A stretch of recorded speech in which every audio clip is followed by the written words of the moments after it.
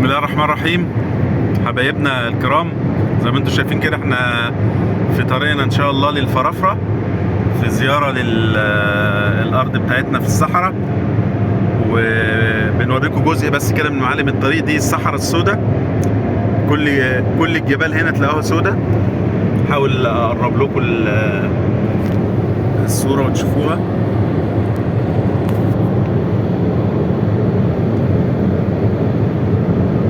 دي الصحراء السوداء. بعد الصحراء السوداء ان شاء الله هتبقى الصحراء البيضاء وجبل الكريستال.